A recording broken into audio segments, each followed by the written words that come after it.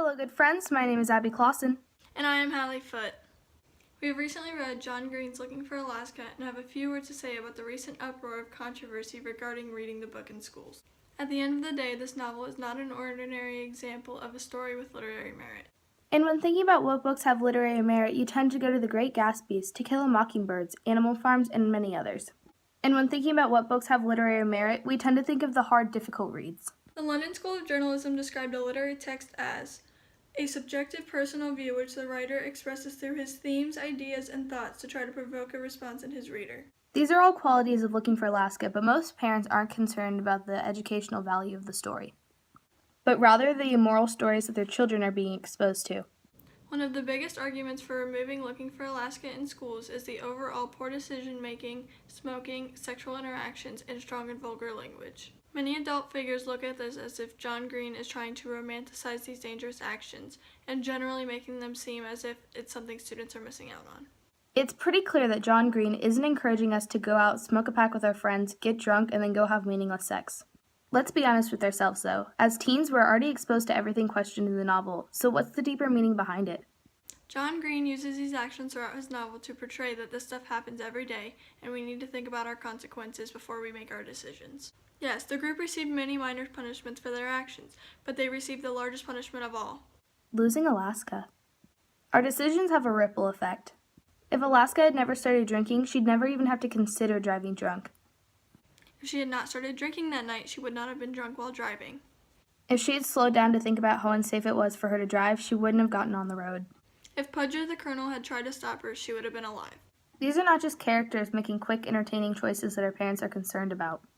They are messages to slow down and think carefully about each of our everyday decisions, even the small ones that seem to have no consequences.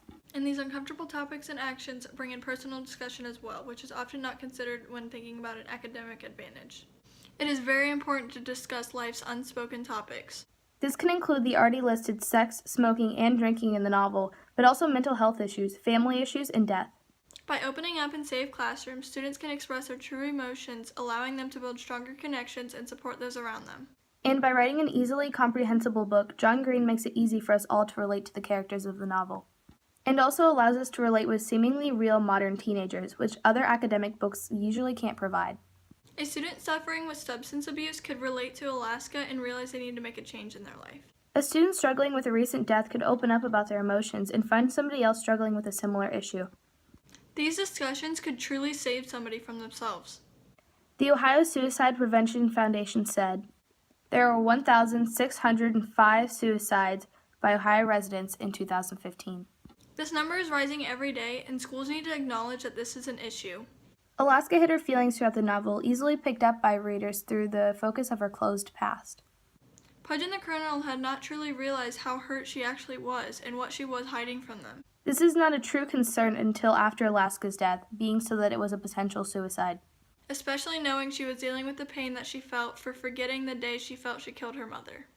Readers can look at Alaska's past, understand that they might be struggling, and open up about their built-up emotions to others. As a society, when we read a novel that is highly questioned, it is our job to decide whether we think it is an issue or not. Many who argue against books only hear one concerning part of a text, which is what John Green calls text without context, and can become very dangerous. This is a modern concern that needs addressed through literary and educational examples. In fact, my aunt threatened to call her son's school after she heard what he was reading, The Kite Runner, a book with rape in it. She knew nothing about the story or why rape was even in it, but when she heard that, she figured it wasn't safe for her sophomore son to read. Looking for Alaska is often seen as a one-page pornographic scene between Laura and Pudge. This is easily concerning for parents, but they will never understand the full meaning of the context if they don't read the story in its entirety. By removing this book from schools, we are easily setting a precedent that uncomfortable topics should be taken out of all classrooms, saying that we, as students, shouldn't step out of our comfort zones. This could start an unsafe chain reaction, preventing future generations from learning these messages that we value so much. And with that, friends, stand up for what you believe in. Stand up for what is right. And what is right is teaching teachers, parents, and our peers that this novel is valuable, and taking this out of our hands is not okay.